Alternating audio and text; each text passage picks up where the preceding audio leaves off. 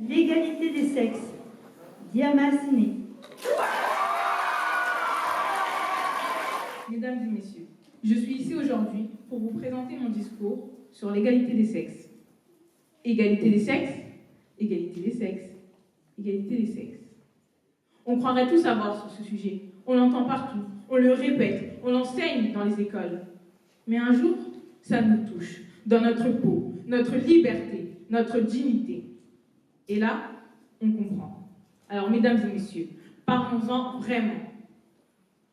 Imaginez un monde où, dès votre naissance, vos chances dans la vie sont déterminées par une seule chose, votre genre. Un monde où si vous êtes une fille, on vous dit d'être douce, calme et discrète, tandis que si vous êtes un garçon, on vous encourage à être fort et ne surtout pas montrer vos émotions. Un monde où, selon Oxfam, en 2025, une femme gagne encore 19% de moins qu'un homme pour le même travail. Un monde où les hommes détiennent 50% de richesse de plus que les femmes. Ce monde, c'est le nôtre. Et aujourd'hui, je suis là pour dire ça suffit. L'égalité entre les hommes et les femmes n'est pas une option. C'est une nécessité, un droit fondamental, affirmé dès l'article 1er de la Déclaration universelle des droits de l'homme. Tous les êtres humains naissent libres et égaux en droit et en dignité. Pourtant, malgré ce droit, dans notre propre pays, la France, ces inégalités persistent. Oui, des progrès ont été réalisés. Il y a un siècle, les femmes en France n'avaient même pas le droit de voter. Elles ne pouvaient pas exercer de profession sans l'autorisation de leur mari. Elles ne pouvaient même pas ouvrir de compte bancaire à leur nom. Mais les choses ont changé. Grâce à l'action courageuse de femmes, souvent oubliées par l'histoire, écrites souvent par des hommes. Qui se souvient de Bertine Auclair, cette journaliste et militante féministe qui s'est battue pour le droit de vote des femmes et qui disait déjà au XIXe siècle « L'opinion des femmes doit être entendue et respectée, comme l'opinion des hommes ». Ces femmes et tant d'autres méconnues ou oubliées ont permis d'obtenir de nouveaux droits. En 1944, le droit de vote a été accordé aux femmes, leur permettant de faire entendre leur voix dans la vie démocratique. Puis au fil des années, 60, 70, elles ont conquis le droit de travailler sans autorisation masculine et de contrôler leur corps grâce à la contraception et à l'avortement. Mais attention, ne nous leurrons pas, les inégalités sont toujours là. Dès l'enfance, on nous enferme dans des rôles stéréotypés. Une fille qui s'exprime avec assurance est jugée autoritaire, tandis qu'un garçon est vu comme un leader. Une femme doit prouver ses compétences, tandis qu'un homme est immédiatement pris au sérieux. On exige d'elle qu'elle soit bien habillée, soignée, souriante, des attentes qui ne s'appliquent pas aux hommes.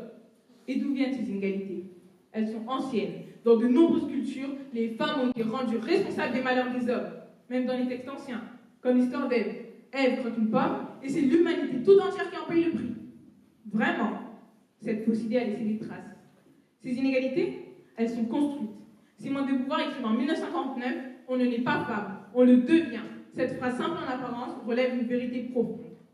Notre société façonne les femmes dès leur plus jeune âge. On leur apprend comment s'habiller, comment se tenir, comment parler, et même comment pleurer. Mais les femmes aussi, parfois perpétuent ces normes injustes. Dans certaines cultures, ce sont les mères et les grand-mères qui enseignent aux filles à se soumettre et à respecter leur place assignée. Elles répètent « Sois belle et tais-toi ». Ce message transmis de génération en génération enferme les femmes dans des rôles passifs, leur privant de leur autonomie et de leur voix. Ce phénomène n'est pas isolé. Il est le reflet d'une société qui valorise la soumission des femmes et qui les éduque à l'accepter comme une norme. Aujourd'hui encore, des femmes sont blâmées pour des choses dont elles ne sont pas responsables. Combien de fois entendons « Elle s'est fait agresser ? Oui, mais elle portait une jupe courte. » Comme si c'était à la victime d'être prudente et non à l'agresseur de se contrôler. Il est temps de dire stop. L'égalité n'est pas un privilège, c'est un droit. Les femmes ne demandent pas être supérieures aux hommes, mais être traitées avec la même justice, le même respect et les mêmes opportunités. Comme l'a dit Olympe de Gouges en 1791, « Homme, es-tu capable d'être juste ? C'est une femme qui t'en fait la question. Qui t'a donné le souverain empire d'opprimer mon genre ?» Ces mots prononcés il y a plus de 2 siècles résonnent encore aujourd'hui avec une force incroyable. Mais derrière toutes ces revendications, ces lois, ces principes et ces statistiques, il y a des histoires, il y a des vies brisées et des silences qui crient. Laissez-moi vous raconter l'histoire de ma grand-mère, Kadi Tchongan. Kadi avait 15 ans quand on lui a arraché son enfance pour la donner en mariage. À 15 ans, elle a dû dire adieu à ses rêves, à ses jeux, à son innocence, pour devenir du jour au lendemain une épouse soumise. On lui a appris à servir, à se taire, à obéir. Mais les années ont passé et Kadi n'a pas eu d'enfant. Dans son village, cela voulait dire tout perdre. Sa place, son respect, sa dignité, la femme déchue de son statut de femme et d'humain. Un jour, une deuxième épouse est arrivée. Kadi a dû s'effacer, servir, devenir invisible, comme si elle n'avait jamais existé, essuyant mépris, brimade et dénigrement.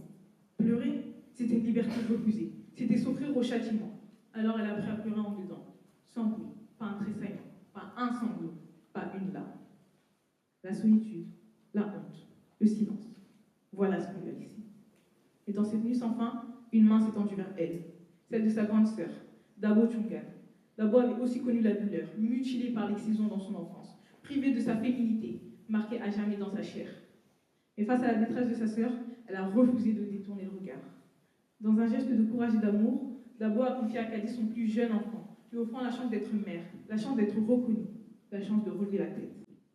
Et cet enfant, c'était Ali, mon père. Ali a grandi avec deux mères, unies par la souffrance, mais plus encore, par la solidarité et la force de leur amour. C'est cette force qui l'a poussé à rompre avec la culture de la soumission et du silence. Il a choisi de transmettre à sa fille le flambeau de l'émancipation, de la dignité et de l'égalité, pour qu'elle puisse grandir libre, debout et fière de porter haut la voix de celle à qui on a voulu faire taire. Et cette fille, c'est moi, celle qui se tient aujourd'hui devant vous, porte de cette histoire transmise de génération en génération. Parce que la grande histoire se construit à partir de toutes ces petites histoires de courage et de transmission.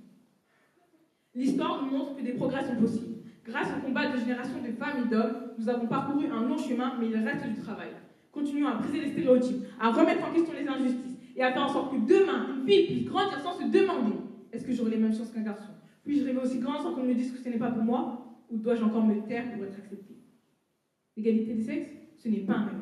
C'est une réalité que nous pouvons, que nous devons construire ensemble, ici et maintenant.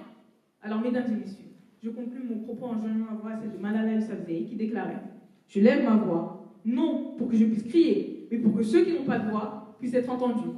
Alors que vous soyez monsieur ou que vous soyez madame, soyons tous acteurs de ce changement. Parce que l'égalité, ce n'est pas seulement l'affaire des femmes, c'est l'affaire de tous. » Merci.